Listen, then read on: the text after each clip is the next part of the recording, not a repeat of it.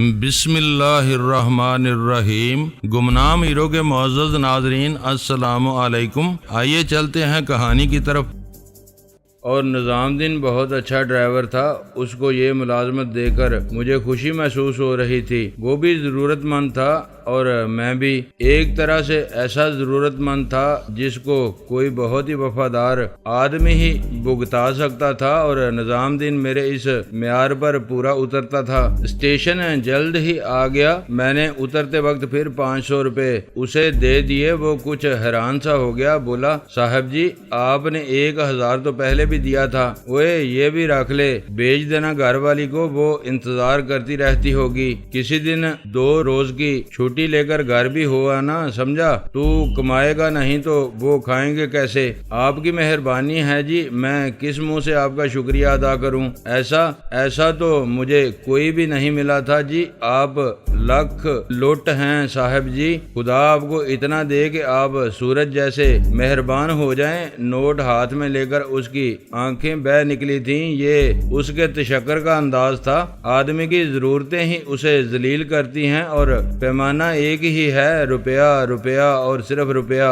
ایسا نہیں سوچتے نظام الدین، تمہاری ضرورت اب ہماری ضرورت ہے۔ اچھا خدا حافظ۔ میں نے پیار سے اس کے گال تھپ تھپائے اور پھر میں اسٹیشن کی طرف چل دیا۔ میں جب تک اس کی نگاہوں سے اوجھل نہیں ہو گیا وہ وہیں کھڑا رہا۔ دل میں سوچتا ہوگا کہ اس کی قسمت کتنی یاور ہو گئی ہے، اس کی ضرورتیں آپ پوری ہونے لگی تھیں۔ اگر یہی حال رہا تو تھوڑے دنوں میں ہی اپنے گاؤں کا معتبر ترین آدمی بن جائے گا، 4-6 کنال زمین بھی خرید لے گا۔ تقدیر کبھی اس پر اتنی مہربان نہ رہی ہوگی، میں نے سوچا۔ میں واپسی پر پھر اسے 1000 دے دوں گا، 5-10 روز کی تو بات ہے۔ اب کی بار میں راولپنڈی سے خالی ہاتھ واپس نہیں آؤں گا۔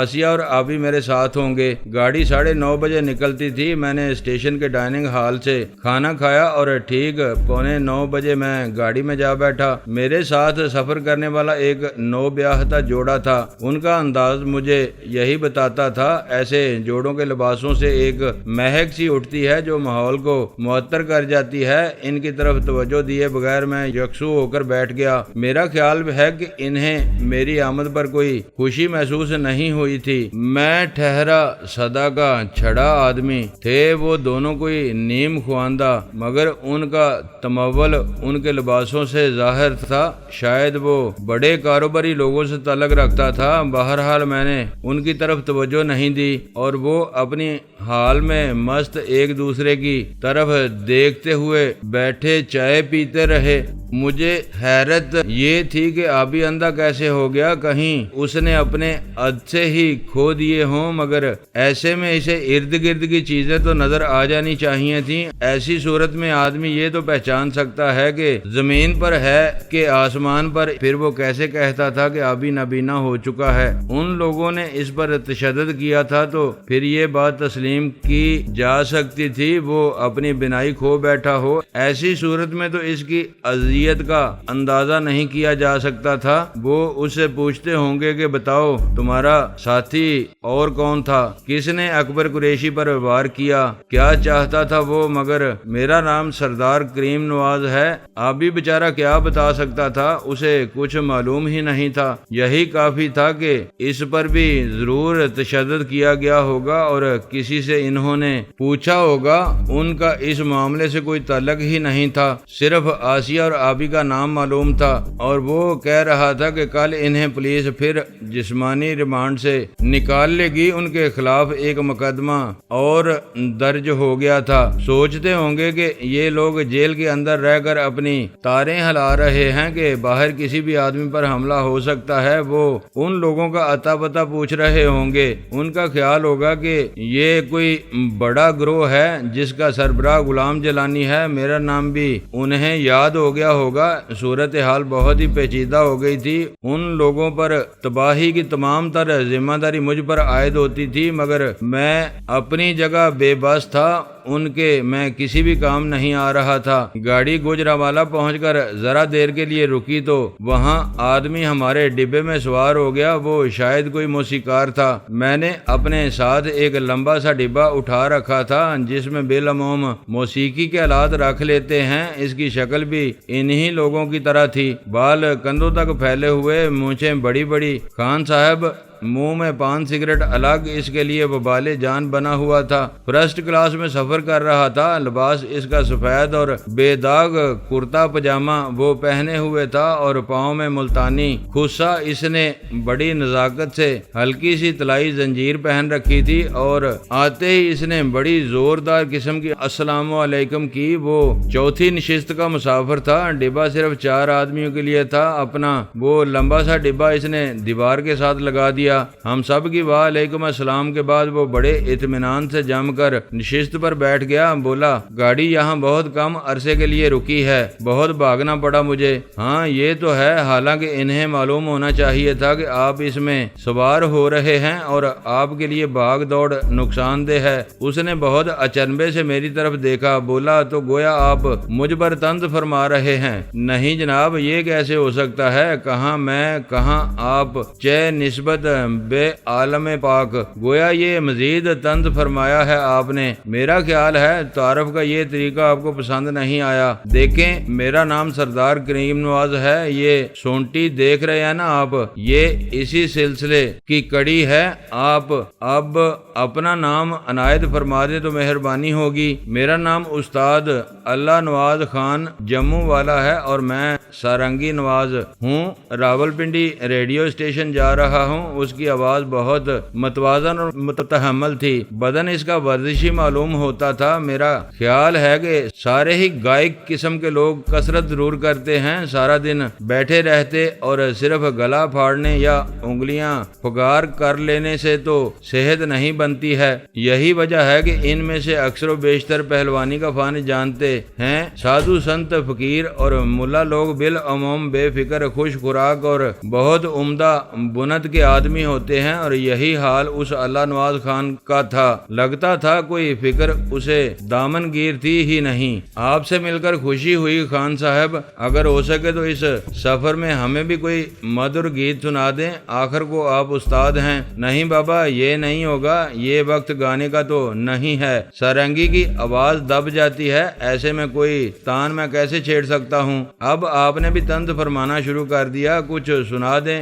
ریڈیو پر سارنگی کی آواز اتنی مدھر کہاں ہوتی ہوگی، سنا ہی دیں بس۔ وہ میری یہ بات سن کر مسکرا دیا، بولا، کیوں ستاتے ہو میاں جی، یہ فرسٹ کلاس کا ٹکٹ ہمیں گورنمنٹ نے دیا ہے، ہمیں آرام سے سفر کرنے دیں۔ سنا دیں بابا جی، کیا حرج ہے؟ آخر میں بھی آپ سے یہی عرض کروں گا۔ ہمارے سامنے بیٹھے دلہا نے نیا سگریٹ سلگاتے ہوئے کہا۔ اس کی دلہن برقعے میں لپٹی ہوئی تھی اور اب تک میں اس کا ناخن بھی نہیں دیکھ سکا تھا۔ وہ بہت محتاط خاتون تھی اور پردے کا حق ادا کرتی تھی، البتہ وہ دولہا میاں سے باتیں مسلسل کرتی آ رہی تھی، مگر وہ ایسی سرگوشیاں تھیں جن کو میں سمجھ ہی نہیں سکتا تھا۔ میرا خیال ہے آپ کی نئی شادی ہوئی ہے۔ خان صاحب نے اپنی توجہ اس پر مرکوز کر دی۔ جی ہاں، اور ہم ذرا سیر کے لیے جا رہے ہیں کوہ مری۔ آپ کا اسم مبارک؟ میرا نام محمد جان ہے، شاہ عالمی مارکیٹ میں میری حوضری کی دکان ہے، میں تھوک کا کام کرتا ہوں۔ اب آپ کہتے ہیں تو میں سارنگی کھول لیتا ہوں، امید ہے آپ کا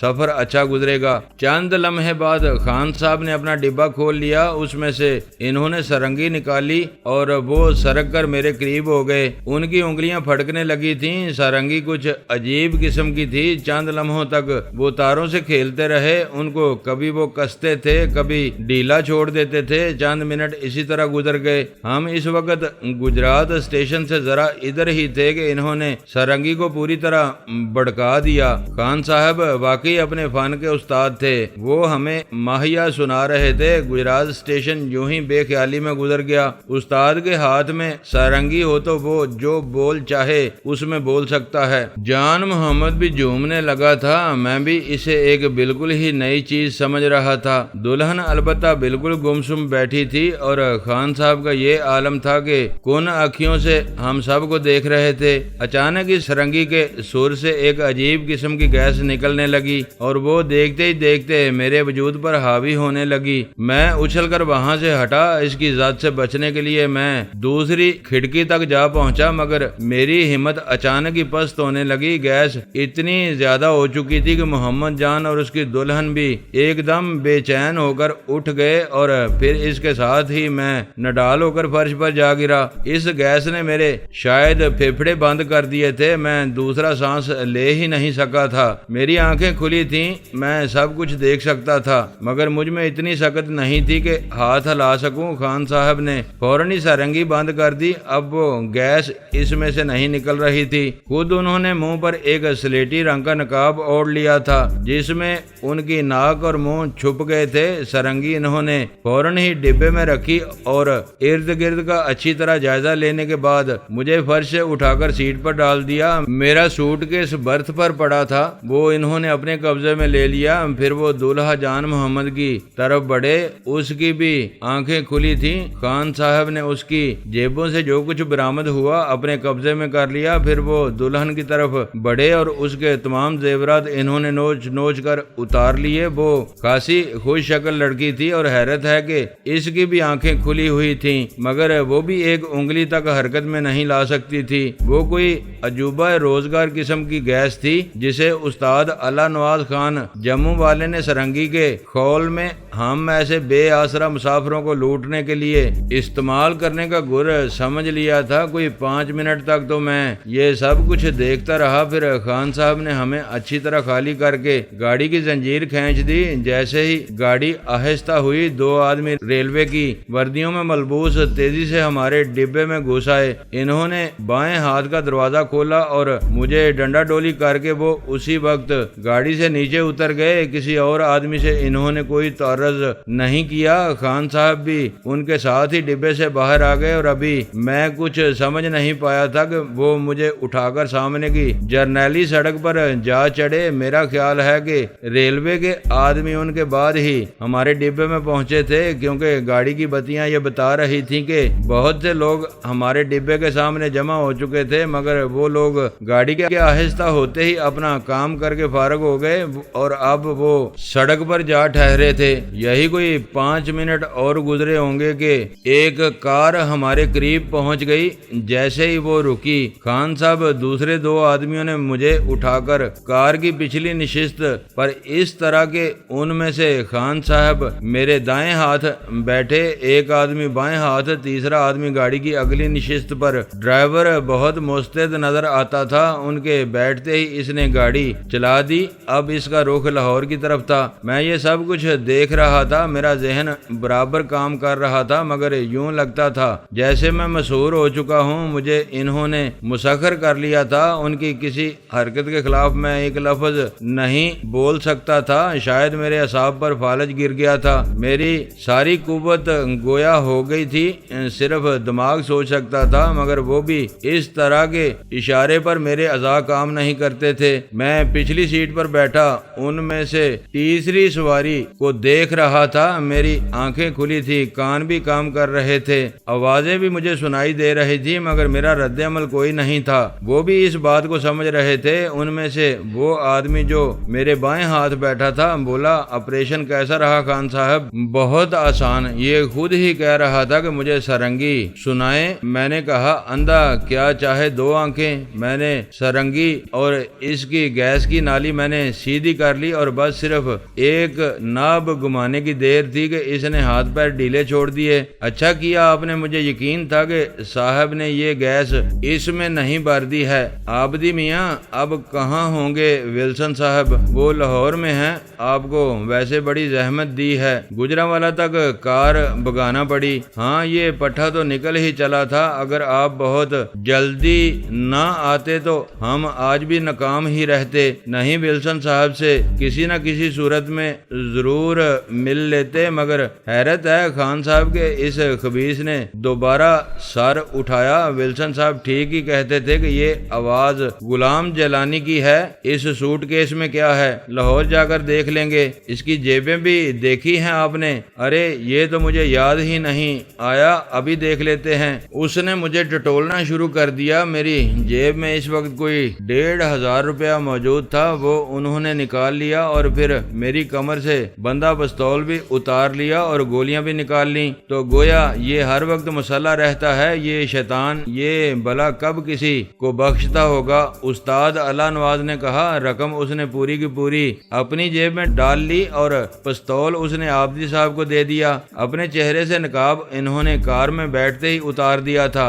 آبدی نے پستول کو اچھی طرح سے دیکھ بھال کر اگلی نشست پر بیٹھے آدمی کو تھما دیا، بولا، فرزند علی، اسے سنبھال کر رکھنا، یہ تمہارے بہت کام آئے گا، بڑے شیر دلیر آدمی کا پستول ہے یہ، مگر یہ بیچارہ چوہے کی موت مارا گیا۔ حد تیری، ایسی تیسی، مارو خان صاحب، خوب مارو اس خبیث کو۔ یہ کہہ کر اس نے میرے سر پر ایک دھول جما کر میری ٹھوڑی سینے سے لگا دی۔ اسے کیا ماریں بابا لوگ، یہ تو پہلے ہی مر چکا ہے، اب ولسن صاحب اس کی کھال کی جوتیاں بنائیں گے، ہو سکتا ہے مسز ولسن اس سے دستانے بھی بنوا لیں، مگر یہ سمجھ میں نہیں آیا کہ انہوں نے اسے کس لیے پکڑا ہے۔ کچھ پتا ہے آپ کو خان صاحب؟ یہ تو مجھے بھی معلوم نہیں ہے، پر خیر اس کا معاوضہ تو ہمیں مل ہی جائے گا۔ یاد ہے نا انہوں نے کبیر صاحب کو پکڑنے میں ہمیں کتنا نہال کیا تھا، 30 ہزار تو مل ہی گئے تھے ہمیں۔ اس سوٹ کیس کو کھولو خان صاحب، میرا خیال ہے اس میں نمبر والا تالا لگا ہے، تو پھر کون اس کا نمبر جانتا ہے، یہ ہوش میں آئے تو بات ہوگی۔ یہ سوٹ کیس بہرحال ولسن صاحب کو نہیں دینا ہے، یہ ہم چاروں کا حصہ ہے۔ ٹھیک ہے آبدی بھائی، ارے ڈرائیور صاحب ذرا دھیان سے چلا یار، ایسا نہ ہو کہ کوئی ایکسیڈنٹ ہی ہو جائے اور ہماری قبر ادھر ہی بن جائے۔ خان صاحب یہ کہیں ہوش میں ہی نہ آ جائے، بڑی ڈیٹ ہڈی ہے یہ، کچھ اور گیس نہ چڑھا دوں اسے۔ یوں کرو اس کے ہاتھ پیر باندھ دو، پھر کوئی فکر نہیں رہے گی، زیادہ گیس چڑھنے سے یہ مر بھی سکتا ہے۔ ہاں یہ بہتر رہے گا، ہاتھ کڑی تو میں دے سکتا ہوں، فرزند علی نے کہا۔ ہاں ہاں خوب یاد دلایا تم نے، لاؤ وہ مجھے دے دو، میں اسے ابھی جکڑ دیتا ہوں۔ یہ کہہ کر اس نے کار کے ڈیش بورڈ میں رکھی ایک ہاتھ کڑی فرزند علی سے لے کر میرے دونوں ہاتھوں پر کس دی۔ اس کی ہاتھ پر لمبی زنجیر برابر جنجنا رہی تھی، مگر اس پر کنڈا نہیں لگا تھا، شاید وہ انہوں نے کسی سپاہی سے چھینی تھی یا اس کا قیدی زنجیر سمیت بھاگ نکلا تھا۔ کچھ ہی دیر بعد انہوں نے میرے پاؤں ایک بجلی کے تار سے کس کر باندھ دیے اور میری یہ حالت تھی کہ میں کوشش کے باوجود ان کا ہاتھ نہیں روک سکتا تھا۔ میں مجہول سا ہو کر ان کے سامنے بیٹھا رہا۔ خدا جانے وہ گیس کس قسم کی تھی، مجھے اس نے مفلوج کر کے رکھ دیا تھا۔ حالت یہ ہو گئی تھی کہ ہاتھ کڑی میرے ہاتھوں پر لگی تھی، میں اسے دیکھ تو سکتا تھا مگر اس کا احساس مجھے ہرگز نہیں تھا۔ ایسے میں وہ میرا بازو کاٹ بھی دیتے تو مجھے محسوس نہ ہوتا، سارا بدن شیل ہو گیا تھا۔ وہ ایسی ہی جان لیوا گیس تھی جس کی شیشی اس ابلیس نے سارنگی کے اندر لگا رکھی تھی اور میں اسے سارنگی بجانے کے لیے کہتا رہا۔ مجھے کیا معلوم تھا کہ اس کے نغموں میں ایسا زہر بھرا ہے، کوئی بھی آدمی یہ تصور نہیں کر سکتا تھا کہ وہ استاد اللہ نواز خان جموں والا لومڑی کا بچہ سارنگی میں ایسی مہلک گیس لیے پھرتا ہے۔ یہ کوئی مان لینے والی بات تو نہیں تھی، اس جان محمد کا بھی اس نے بیڑا غرق کر دیا تھا۔ اس کی جیبوں کی صفائی کے بعد اس نے دلہن کے زیورات بھی نوچ لیے تھے، میری رقم پر بھی وہ ہاتھ صاف کر چکا تھا اور اپنے ساتھیوں میں سے کسی کو بھی وہ اس میں سے کوئی دیلا پائی دینے پر تیار نہیں تھا۔ کار بالآخر لاہور شہر میں داخل ہو گئی، میری آنکھیں کھلی تھیں، بازار بند ہو چکے تھے۔ اسٹیشن کے سامنے سے گزرتے ہوئے مجھے گھڑی دیکھ کر معلوم ہوا کہ 1:30 بج چکا ہے۔ میری گھڑی اس لومڑی کے بچے نے پہلے ہی اتار کر اپنے ہاتھ پر باندھ لی تھی اور میں ٹھن ٹھن گوپال ہو کر ان کے سامنے یوں بیٹھا تھا جیسے میں غلام جلانی نہیں، ان کے باپ کا غلام پشینی ہوں۔ کار کو لے کر وہ سیدھے ولسن کی کوٹھی تک جا پہنچے۔ اللہ نواز اترا تو آبدی اور فرزند علی نے مجھے جکڑ لیا۔ وہ دونوں اس وقت پستول لے کر میرے دائیں بائیں آ بیٹھے تھے، شاید انہیں یہ شبہ تھا کہ کہیں گیس کا اثر ختم نہ ہو چکا ہو۔ اللہ نواز نے گیٹ کی گھنٹی بجا دی۔ چند منٹ میں ولسن کا حبشی نوکر باہر آ گیا۔ اس نے کار سامنے دیکھی تو اس کے منہ سے سیٹی سی نکل گئی۔ دروازہ کھولو میاں، سیٹیوں کی ضرورت نہیں ہے، ولسن صاحب کو بھی جگا دو۔ اس نے فوراً ہی گیٹ کھول دیا۔ ڈرائیور نے کار عمارت کے سامنے روک دی اور اس کے ساتھ ہی مجھے فرزند علی اور آبدی نے گھسیٹ کر کار سے نکالا اور ہاتھ پیر سے پکڑ کر برآمدے میں لے گئے۔ اس اسنا میں ولسن جاگ چکا تھا، وہ دروازہ کھول کر باہر آ گیا۔ مجھے فرش پر بے سود لیٹے دیکھ کر بڑے تم تراک سے بولا، شاباش خان جی، مجھے تم سے یہی امید تھی، مجھے یہی کرنا چاہیے تھا۔ ولسن صاحب، میرا آپ سے یہ وعدہ تھا، اس کو سنبھالیں اب اور ہمیں اجازت دیں۔ ویسے ولسن صاحب، اتنی بات یاد رکھیں کہ اسے سرنگی سننے کا بہت شوق ہے۔ یہ خود ہی کہہ رہا تھا کہ سرنگی بجاؤ، سو میں نے بجا دی۔ اچھا کیا تم نے، اب میں اسے نمٹ لوں گا، اس سے ذرا ٹھہرو، رقم لیتے جاؤ۔ یہ کہہ کر وہ دروازے کی طرف پلٹ گیا۔ جب وہ واپس آیا تو بولا، یہ لو، لفافے میں 10,000 روپیہ ہے، آپس میں بانٹ لینا۔ صرف 10,000؟ اللہ نواز نے کہا، یہی بہت کافی ہیں، اب تم جاؤ اور آرام کرو۔ اور کچھ؟ جی کچھ نہیں، اب ہم چلتے ہیں، اس نے بہت ہی بے دلی سے کہا۔ اس کا اندازہ تو کہیں زیادہ کا تھا، مگر رقم اسے بہت ہی کم ملی تھی۔ ولسن کا اندازہ بہت ہی نپا تلا تھا، جیسے کوئی بہت بڑا افسر ماتحتوں کو حکم دے رہا ہو۔ مزدور خان، اسے اٹھاؤ اور اندر لے چلو، تم اس کے ساتھ لگو۔ فرزند علی، یہ وردیاں تو بہت سج رہی ہیں تمہیں۔ بس جی، ایسے ہی ہمارے ہاتھ آ گئی تھی، بہت کام دیا ان وردیوں نے۔ بڑی گاڑی سے ہم اسے نکال کر باہر لے آئے۔ یہ کہہ کر اس نے مجھے دونوں ہاتھوں سے پکڑا تو مزدور خان نے پیروں کی طرف سے اٹھا لیا اور عمارت کے اندر لے جا کر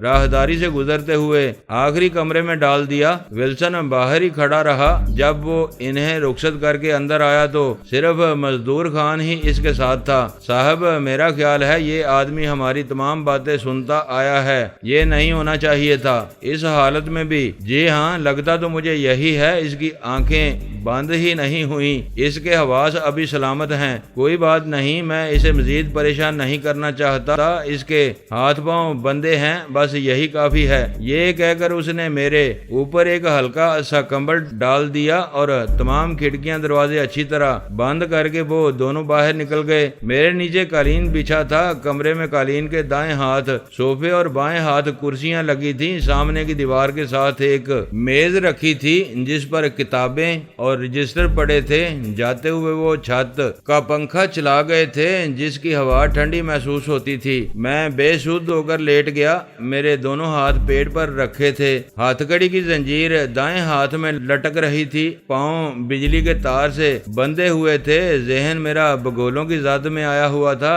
حیرت مجھے یہ تھی کہ اب تک اس نے کوئی مطالبہ بھی نہیں کیا تھا اور مجھے نہیں معلوم تھا کہ اس نے مجھے پکڑنے کے لیے اتنا بڑا خطرہ مول لے لیا۔ میرا اندازہ درست ہی نکلا، فون پر وہی لوگ موجود تھے جو یہ معلوم کرنا چاہتے تھے کہ میں گھر پر ہوں کہ نہیں۔ جب انہیں پتہ چل گیا ہوگا کہ میں اپنی کوٹھی میں موجود ہوں تو انہوں نے بڑی عمدگی سے میرا تعاقب شروع کر دیا۔ میں ہی اندھا تھا جو نہیں دیکھ سکا، بڑی ہی غیر مرئی صورت میں میرے پیچھے لگا ہوا ہے۔ وہ گاڑی نہیں پکڑ سکے تو کار میں سیدھا میرے پیچھے دوسری گاڑی میں آ گئے۔ یہاں سے صرف ایک آدمی انہوں نے اندر بھیجا اور استاد اللہ نواز خان جموں والا تھا۔ اس کا طریقہ واردات بہت عمدہ تھا۔ بظاہر وہ کوئی مراسی کا پتر نظر آتا تھا۔ ایک سارنگی اپنے ساتھ رکھتا تھا اور اپنے مخالف کو وہ دوسرا سانس نہیں لینے دیتا تھا۔ کیا میں سمجھوں کہ وہ کرائے کے قاتل تھے، اجرت پر کام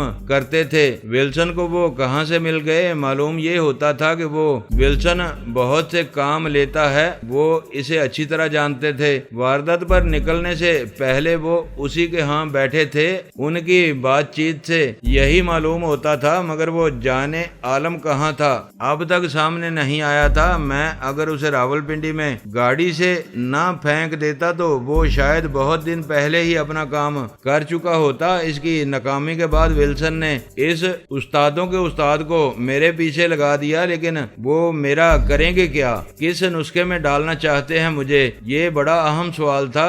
کیا وہ اس رقم کے متلاشی تھے جو ستناجا کے بھائی سے حاصل کی تھی، یا کوئی اور قرض تھا جو وہ چاہتے تھے؟ سب کچھ ہی بسم ہو کر رہ گیا تھا۔ نہ میں آسیا تک پہنچ سکا تھا، نہ آبی تک۔ میری ہرجائی تقدیر مجھے کسی اور ہی راستے لے آئی تھی۔ میں زندہ تھا، موجود تھا۔ مگر میرے عذاب میرے بس میں نہیں رہ گئے تھے۔ پتہ نہیں وہ گیس کتنی مہلک تھی اور ولسن نے اسے کہاں سے حاصل کیا تھا۔ گاڑی تک پہنچتے ہی اس نے سب سے پہلے وہ سرنگی استاد کے ہاتھ سے لے لی تھی۔ وہ ایسی گیس تھی جو غالباً میدان جنگ میں دشمن کو نیست و نابود کرنے کے لیے تیار کی گئی تھی۔ وہ مرتے نہیں ہوں گے، ہتھیار ان کے ہاتھ میں ہی رہتے ہوں گے، وہ دیکھ بھی سکتے ہوں گے اور سمجھ بھی سکتے ہوں گے، ان کی سماعتیں بھی برقرار رہتی ہوں گی، لیکن وہ ایسے شیل ہو جاتے ہوں گے کہ ان سے کچھ نہ ہو سکتا ہوگا۔ میں نے کوئی ایسا مارکا تو